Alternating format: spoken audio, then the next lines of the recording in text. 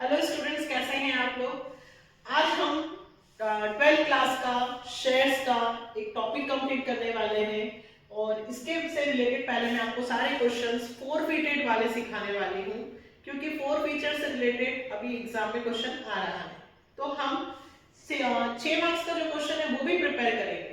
6 marks का जो question आएगा उसमें कौन कौन सा पैटर्न आ रहे हैं उसके भी मैं आपको अलग अलग वीडियोस में एक एक क्वेश्चन करवाने वाली हूँ। पर पहले हम सिंपल 3 नंबर का जो क्वेश्चन आ रहा है फोर फीचर का, उसको प्रैक्टिस करेंगे। तो सबसे पहले फोर फीचर का मतलब क्या होता है। फोर फीचर का मतलब सिर्फ इतना सा होता है बेटा कि कंपनी जब आपसे टुकड़ों में यानी कि इंस्टॉलमेंट में पैसा मांग रही है। सपोज करो कि मैं एक शेयर का आपसे 10 रुपए मांगने वाली हूं। आपसे मैंने पहले एप्लीकेशन पे 2 रुपए मांगे, अलॉटमेंट पे 3 रुपए मांगे। ये तो हमें पता ही है, इससे पहले वाले वीडियो में हमने स्ट्रक्चर सीखा है कि फर्स्ट सबसे पहले कंपनी किस पर पैसा मांगती है, एप्लीकेशन, फिर उसके बाद अलॉटमेंट, उसके बाद क्या आता है बेटा, फर्स्ट कॉल, फिर सेकेंड कॉल, फिर फाइनल कॉल। टोटल कंपनी कितने इंस्टॉलमेंट में पैसा मांग सकती है, 5 इंस्टॉलमेंट में पैसा मांग सकती है। लेकिन ये जरूरी नहीं है कि वो पांचों इंस्टॉलमेंट कंप्लीट हो। कंपनी चाहे तो 3 इंस्टॉलमेंट में ही अपना काम कंप्लीट कर सकती है, 4 में कर सकती है, 5 में। मतलब कंपनी 10 रुपए एक साथ भी मांग सकती है। यहाँ पे एप्लीकेशन पे 5 मांग लिए, अलॉटमेंट पे 5, या एप्लीकेशन पे 4, अलॉटमेंट पे 6, या एप्लीकेशन पे 3, अलॉटमेंट पे 3 और यहाँ पे 4 मांगकर 10 रुपए कंप्लीट कर लिए। होता यह है कि जो कंपनी पैसे मांगती है शेयर होल्डर से, तो कुछ शेयर होल्डर्स ऐसे होते हैं जिन्होंने एप्लीकेशन का पैसा दिया, अलॉटमेंट का दिया, लेकिन उसके बाद उन्होंने पैसा नहीं दिया, नॉट पेड। वो लोग पैसा देने में एबल नहीं है, समर्थ नहीं है कि वो पैसा दे सके। और हमने उन्हें बार बार कहा कि भाई आपका ड्यू पैसा दो, ड्यू पैसा दो, लेकिन वो दे ही नहीं रहे। तो कंपनी क्या करेगी बेटा, उन शेयर होल्डर्स का जिन्होंने पैसा नहीं दिया है, कंपनी उनके शेयर्स को फोरफीटेड कर लेती है और उनका जो पैसा पहले दिया हुआ है एप्लीकेशन और अलॉटमेंट का, वो भी रिटर्न नहीं करती। कंपनी जब शेयर होल्डर्स को उनकी लिस्ट में से शेयर होल्डर्स का नाम कट कर देती है और ये कह देती है कि भाई हमने आपके शेयर्स को रिफ्यूज कर दिया है, आप अब हमारे शेयर होल्डर नहीं हो, हम आपके शेयर्स को फोर फीचर्स कर रहे हैं, तो इसकी जर्नल एंट्री पास होती है। आपको 12th क्लास में 3 मार्क्स का या 4 मार्क्स का क्वेश्चन आने वाला है, इसलिए हम इन क्वेश्चंस की प्रैक्टिस कर रहे हैं। तो टीएस ग्रोवाल में 45 से स्टार्ट हो रहे हैं क्वेश्चन। मैंने 45 नंबर के क्वेश्चन की एक समरी आपके सामने बना के रखी है, आप क्वेश्चन को रीड करना। सबसे पहले हम क्वेश्चन को समझते हैं और जब आप बेटा क्वेश्चन को कंप्लीट करो तो पहले समरी जरूर बनाना। कैसे, सबसे पहले एक्स लिमिटेड है, एक्स लिमिटेड ने 900 शेयर फोरफिटेड किए हैं। मतलब कोई व्यक्ति होगा, शेयर होल्डर होगा जिसके पास 900 शेयर्स थे और उसने एक शेयर की वैल्यू कितनी थी, 100। और आगे क्वेश्चन में देखो दिया है नॉन पेमेंट। नॉन पेमेंट मतलब 100 रुपए का जो शेयर है उसमें से उस बंदे ने अलॉटमेंट और फर्स्ट कॉल का पैसा नहीं दिया, और तो अलॉटमेंट का भी नहीं दिया, फर्स्ट कॉल का भी नहीं दिया, इसका मतलब उसने सिर्फ काय का पैसा दिया है, एप्लीकेशन का। अब उसने अलॉटमेंट का पैसा नहीं दिया, फर्स्ट कॉल का पैसा नहीं दिया, तो जब कंपनी क्या कर लेगी, उसके शेयर को फोरफिटेड, कि भाई आप जब पैसे दे ही नहीं रहे हो तो फिर आपके पास शेयर रखने का क्या मतलब है। तो कंपनी उसके शेयर्स को बेटा उससे वापस ले लेगी। एक और बात, अलॉटमेंट हो गया, फर्स्ट कॉल हो गया, इसके बाद कौन सी कॉल आती है बेटा, सेकेंड और फाइनल।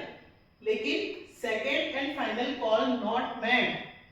कंपनी ने फाइनल कॉल का पैसा, सेकेंड कॉल का पैसा 25 रुपीज मांगा ही नहीं है।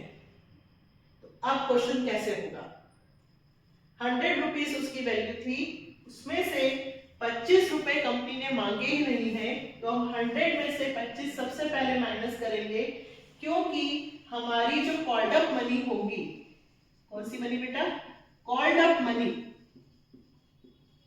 वो कितनी होगी 75।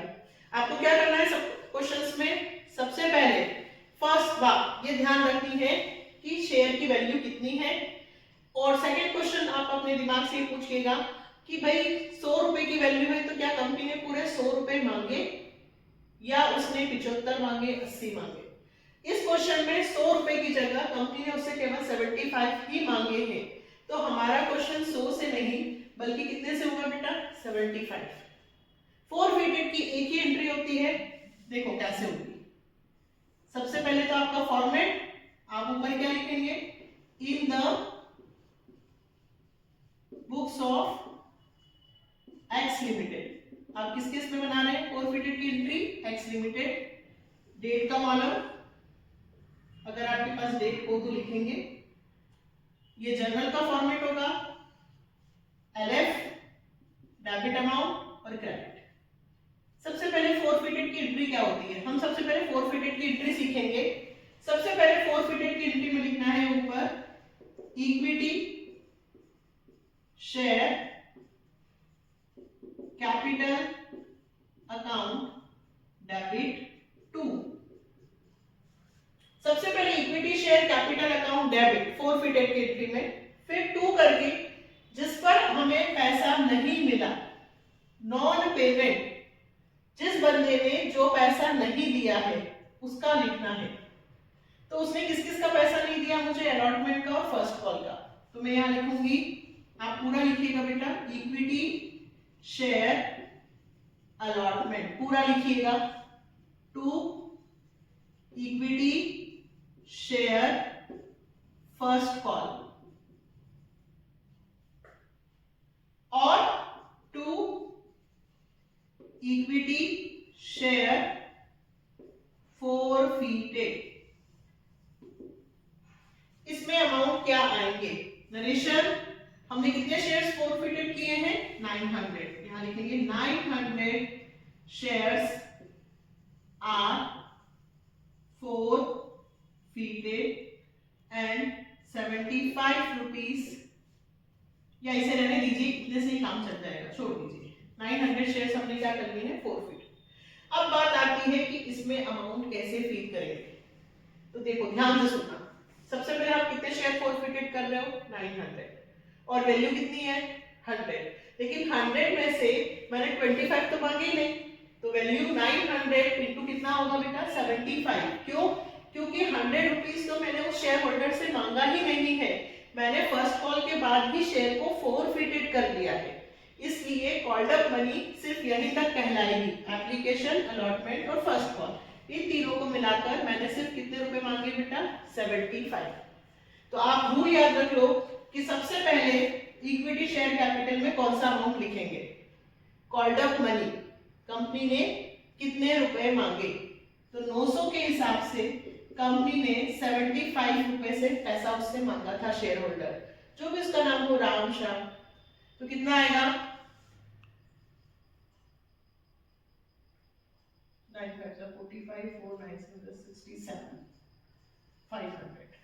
900 into 75 67 500। अब इन पे लिखना है हमें एरियर, अलॉटमेंट पे कितने का एरियर है 30 का, 900 into 30, 9 3 27 1 2 3। फर्स्ट कॉल पे कितना है बेटा 900 into 20 80,000, दोनों को प्लस करें 27 और 18 कितना हुआ 45, 67,500 में से 45,000 माइनस हो जाएंगे, 22,500 हमारा फोरफिचर में पैसा आया है। इसका मतलब क्या होता है, जो सामने वाला व्यक्ति था मैंने उससे 900 शेयर्स के हिसाब से 75 रुपीज के हिसाब से पैसा मांगा, उसने मुझे अलॉटमेंट का पैसा नहीं दिया, फर्स्ट कॉल का पैसा नहीं दिया, उसने मुझे सिर्फ केवल 22,500 रुपीज दिए हैं। वो काहे के दिए उसने, एप्लीकेशन के।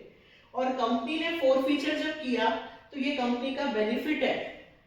आप यदि कोई चीज लेने चाहते हो, सपोज करो आपने कोई गाड़ी की बुकिंग कर ली और आपने उसको 5,000 रुपए दिए, और अब जब आप घर गए तो पापा ने कहा कि क्यों लेकर आ रहे हो, नहीं चाहिए, ये वो कैंसिल कर दो, तो क्या आपको दुकानदार वापस बुकिंग का पैसा देगा? नहीं ना। तो यहाँ पर भी जब कंपनी शेयर होल्डर के पैसे फोर फीचर करता है शेयर्स को, तो जो पैसा शेयर होल्डर ने पहले दे रखा है वो पैसा भी कंपनी को रिटर्न नहीं करती है शेयर होल्डर को। तो कंपनी का ये जो पैसा है वो एक तरीके से क्या है, बेनिफिट। क्या एंट्री होगी, फिर से समझे, equity share capital account debit, इसमें हमें कॉल्ड अप मनी से हमेशा इनटू करना है। फिर जिस जिस पे पैसा नहीं मिला, नॉन पेमेंट, उसका लिखना है जितने शेयर से है मल्टीप्लाई करके। और फिर अब ये 900 किसकी एंट्री हो गई, 4 फीचर। नेक्स्ट एंट्री हम कौन सी करेंगे, नेक्स्ट एंट्री हम करेंगे री इशू की। इसकी करेंगे बेटा। अब कंपनी क्या करेगी, शेयर होल्डर्स को अपने शेयर को अपने पास तो रखेगी नहीं, उस शेयर होल्डर को तो लिस्ट में से हटा दिया। अब किसी थर्ड पार्टी को, किसी और शेयर होल्डर को कंपनी वो शेयर क्या कर देगी, फिर से बेच देगी, जिसको हम बोलते हैं री इशू करना। तो री इशू की एंट्री क्या होगी,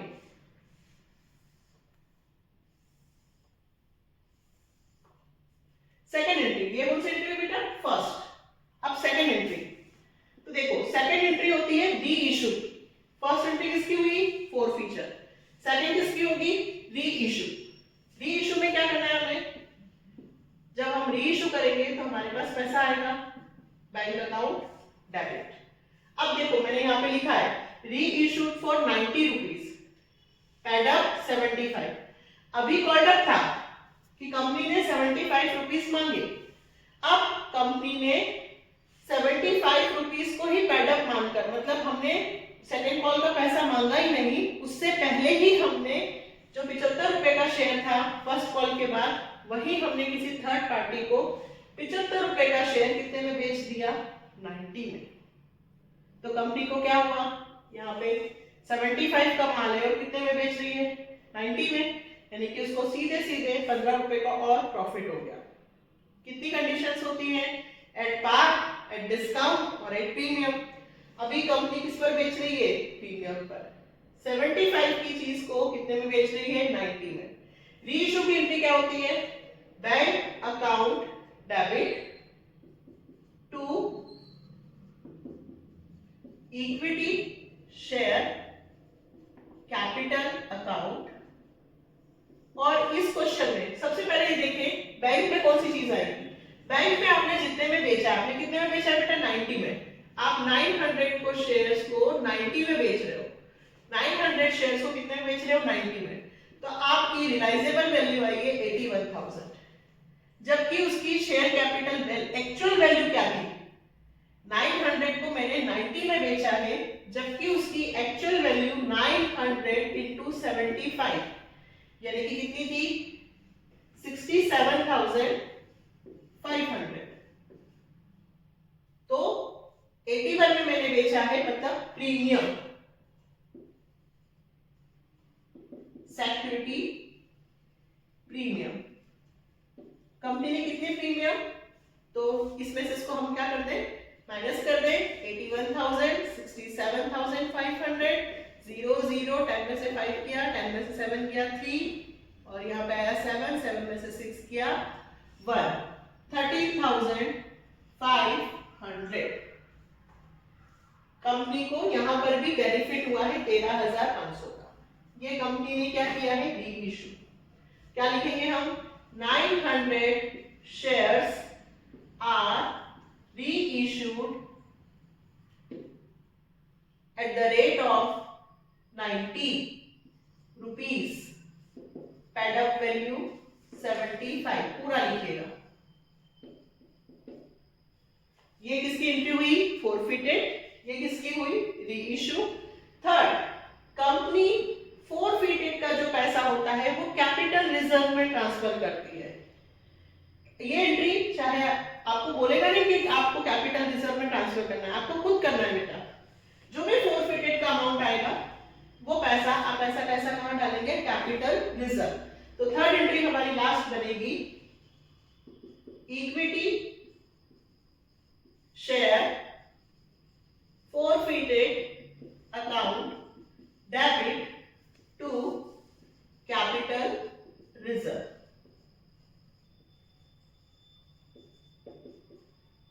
फोरफिटेड सिर्फ एक ही हुआ है क्रेडिट, यहाँ पे फोरफिटेड नहीं आया है। आगे हम जब क्वेश्चंस करेंगे तो उसमें फोरफिटेड डेबिट भी होगा। डेबिट कब होता है?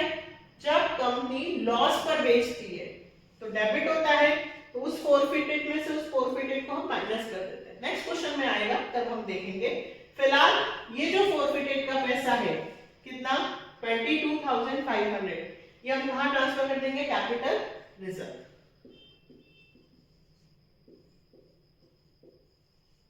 Narration forfeited amount transferred to capital reserve, इतना तो हम लिख ही सकते हैं। forfeited amount transferred to capital reserve, that's it। ये क्वेश्चन कंप्लीट हो गया। सिर्फ क्वेश्चन में 2 से 3 बातें हमें ध्यान रखनी है। पहली, कितने शेयर्स हम forfeited कर रहे हैं। सेकंड, कितने की वैल्यू है और हमने उससे कितना मांगा। 100 था लेकिन मैंने उससे इस क्वेश्चन में 75 रुपीस ही मांगे, क्योंकि वो अलॉटमेंट का पैसा भी नहीं दे पाया, फर्स्ट कॉल का पैसा भी नहीं दे पाया, तो जाहिर सी बात है सेकंड फाइनल का भी नहीं देगा। तो कंपनी ने सेकंड एंड फाइनल के पहले ही फोरफिटेड कर लिया। मतलब 100 की जगह उसकी वैल्यू कितनी हो गई बेटा? 75। हमने क्वेश्चन कितने से किया? 75। हम 2-4 क्वेश्चंस करेंगे, डेफिनेटली आपको एक टॉपिक अच्छे से क्लियर हो जाएगा। नेक्स्ट वीडियो में हम नेक्स्ट क्वेश्चन करेंगे। अगर आपको मेरा पढ़ाना समझ में आ रहा है तो प्लीज चैनल को सब्सक्राइब, लाइक एंड शेयर जरूर कीजिएगा। Okay, bye.